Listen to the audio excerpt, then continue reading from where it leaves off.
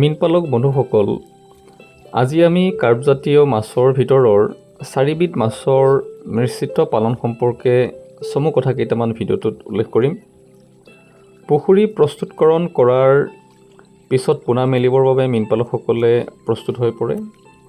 এই সময়ছোৱাতে মীনপালকসকলে নিজৰ আন পুখুৰীতে থকা অথবা ভাল উৎসৰ পৰা সংগ্ৰহ কৰা পোনাৰ ভিতৰৰ পৰা ভকুৱা, ৰৌ, মিৰিকা আৰু গ্ৰাছকাৰ্প মাছকেইটাৰ পৰা 100 পৰা 200 গ্ৰাম ওজনৰ পোনা প্ৰায় 800 পিছৰ পৰা 1000 পিছ এবিঘা আকাৰৰ পুখুৰীত মেলিব পাৰে।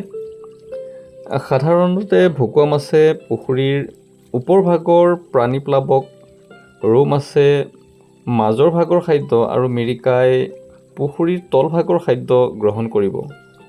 তাৰোপৰি পুখুৰীৰ পানীত অথবা পাৰত থকা যিসমূহ জলজ উদ্ভিদ, সেই উদ্ভিদসমূহ ভক্ষণ কৰি গ্ৰাছকাৰ্প মাছ সোনকালে ডাঙৰ হ'ব।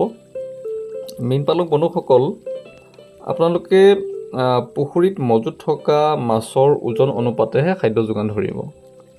অৰ্থাৎ প্ৰয়োজনতকৈ অধিক খাদ্য আপোনালোকে কেতিয়াও নিদিব। ঠিক তেনে কৰিলে পুখুৰীৰ পানীৰ লগতে মাটিৰ প্ৰদূষিত হোৱাৰ পূৰ্ণ সম্ভাৱনা থাকে।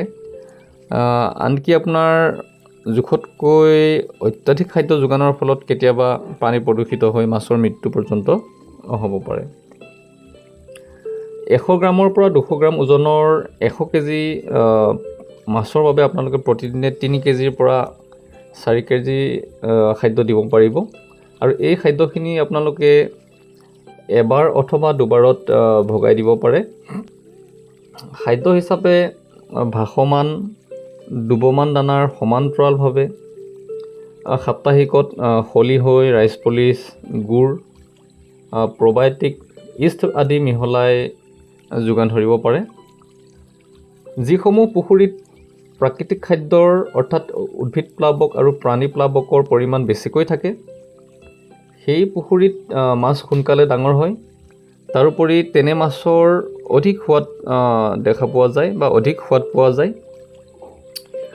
প্ৰতিমাহে zeolite, probiotic, C vitamin, east, চূণ, পটাছ আদিকে ধৰি প্ৰয়োজনীয় যিসমূহ ঔষধ, এই ঔষধসমূহ আপোনালোকে পুখুৰীত প্ৰয়োগ কৰিব বা প্ৰয়োগ কৰা উচিত। এনে কৰাৰ ফলত পুখুৰীৰ যিটো ভাৰসাম্য বা মাছ ডাঙৰ হ'বৰ কাৰণে যিখিনি পৰিৱেশ লাগে মাছক, এই পৰিৱেশ অটুট থাকিব আৰু মাছসমূহ সোনকালে ডাঙৰ হ'ব।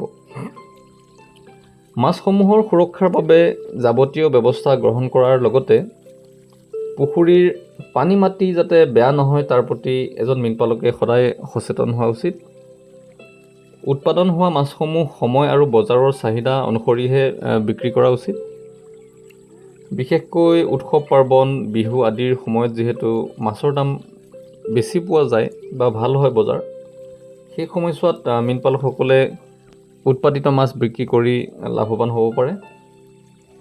উক্ত 100 পৰা 200 গ্ৰাম ওজনৰ পোনাসমূহক এবছৰীয়াকৈ পুখুৰীত ৰাখি বিক্ৰী কৰিব পাৰিলে গড়ে 1.5 কেজিৰ পৰা 2.5 কেজি 3 কেজি পৰ্যন্ত আপোনালোকে ওজন পাব। মীনপালক বন্ধুসকলে উক্ত 4বিধ মাছ পালনেৰে বহু মীনপালকে যিদৰে লাভান্বিত হৈছে, তেনেকৈ তেওঁলোকেও লাভান্বিত হ'ব পাৰিব। আৰু মীনপালক বন্ধুসকলক আৰু এটা কথা জনাওঁ যে আমি আমাৰ যি উচ্চমানৰ দানা আৰু পোনা আছে, আমি এইসমূহ আমাৰ মীনপালকসকললৈ যোগান ধৰোঁ। প্ৰয়োজন অনুসৰি আপোনালোকেও আমাৰ সৈতে যোগাযোগ কৰি আমাৰ পৰা উচ্চমানৰ ভাসমান দানা, ইউনিবাইট, তাৰোপৰি উচ্চমানৰ ঔষধ আৰু উচ্চ বাহন ক্ষমতাযুক্ত ৰৌ, ভকুৱা আদি পোনাসমূহ ল'ব পাৰিব। আমি আমাৰ মীনপালকসকলক সদায় উচ্চমানৰ সেৱা আগবঢ়াই আহিছোঁ আৰু গুণগত মানৰ ক্ষেত্ৰত আমি কেতিয়াও কোনো কম্প্ৰমাইজ কৰা নাই। আমাৰ মীনপালকসকলে যাতে সদায় ভাল সামগ্ৰী পায় বা ভাল পোনা পায়, সেই দিশৰ প্ৰতি আমি নজৰ ৰাখি আহি আছোঁ। যদিহে ভিডিঅ'টো ভাল পাইছে তেন্তে আপোনাৰ চিনাকি মীনপালকসকললৈ শ্বেয়াৰ কৰি দিব। আৰু যদিহে নতুনকৈ চেনেলত আহিছে তেন্তে চেনেলটো ছাবস্ক্ৰাইব কৰি ল'ব। ধন্যবাদ।